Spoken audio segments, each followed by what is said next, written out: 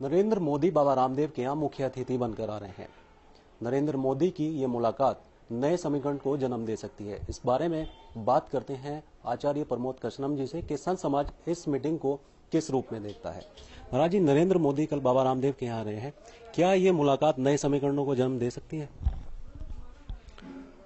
देखिए, बाबा रामदेव जी और नरेंद्र मोदी का रिश्ता वैचारिक रूप से बड़ा गाढ़ा है। नरेंद्र मोदी जी पर हजारों लोगों की हत्या करने का आरोप लगा है और एक देश में जो परसेप्शन होता है ना, जैसे इमेज, तो कानून की दृष्टि से नरेंद्र मोदी संभवतः बरी हो गए हैं या बरी हो जाएंगे, मगर देश की जनता में जो उनकी छवि है, मैं ये कहना चाहूंगा कि इस देश में दो नाम ऐसे हैं जिनसे देश में दहशत फैलती है। एक नाम है इंडियन मुजाहिदीन का और दूसरा नाम है नरेंद्र मोदी जी का। दोनों ही नामों से दहशतगर्दी की बू आती है। जहां तक बाबा रामदेव जी के यहां उनके आने का सवाल है, तो वैचारिक रूप से दोनों समान हैं। उन पर हजारों लोगों की हत्या कराने का आरोप है और बाबा रामदेव जी पे भी भगवान की कृपा से अपने गुरु को गायब करने का आरोप है। सीबीआई की जांच चल रही है। जहां तक संत समाज का प्रश्न है, तो नरेंद्र मोदी जी संतों का आशीर्वाद लेने नहीं आ रहे हैं। मुझे बड़ा दुख हो रहा है ये कहते हुए, और हरिद्वार के इतिहास में शायद ये पहली बार हो रहा है कि किसी नेता का आशीर्वाद संतों को प्राप्त होगा। नरेंद्र मोदी जी उसमें मुख्य अतिथि हैं। वो भारत के संतों के प्रति नमन करके उनका आशीर्वाद लेने नहीं आ रहे हैं। चंद लिफाफे और दक्षिणा और धनी संत जो हैं बाबा रामदेव जी के यहां इकट्ठा होंगे, जो आम जनता से दूर हैं। तो ये एक अजीब किस्म का कॉकस है जो संत समाज के नाम पर बना हुआ है। मुझे नहीं लगता कि नरेंद्र मोदी जी संतों का आशीर्वाद लेंगे। अफसोस के साथ कहना पड़ रहा हूं कि नरेंद्र मोदी जी का आशीर्वाद संत समाज लेगा। आचार्य जी, अगर बीजेपी नरेंद्र मोदी को पीएम के लिए प्रमोट करती है, जैसे कुछ समय है, तो संत समाज किस नजरिए से देखता है अगर पीएम के लिए नरेंद्र मोदी का नाम आता है तो? देखिए, बीजेपी नरेंद्र मोदी को प्रधानमंत्री के पद पर प्रेजेंट करेगी ऐसा नहीं है। वो कर चुके हैं, उनके पास कोई विकल्प नहीं है।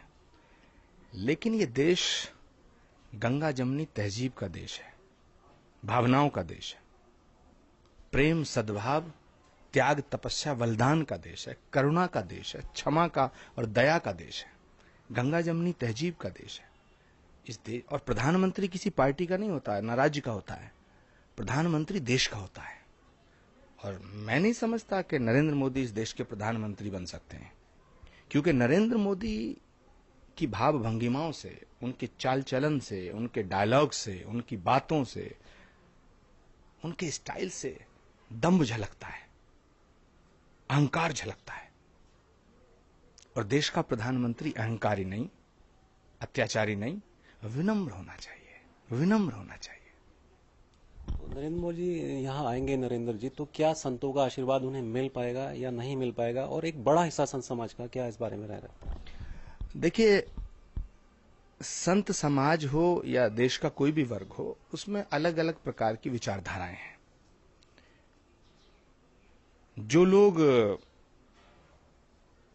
प्रेम सौहार्द मोहब्बत की विचारधारा पे चलते हैं, वो लोग कभी नहीं चाहेंगे कि नरेंद्र मोदी जी इस देश का प्रधानमंत्री बने।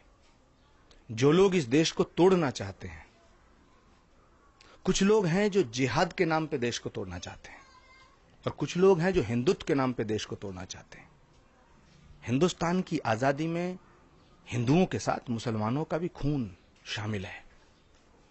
अगर भगत सिंह, सुखदेव, राजगुरु को फांसी पे लटकाया गया, तो अशफाकुल्लाह खां को भी फांसी पर लटकाया गया।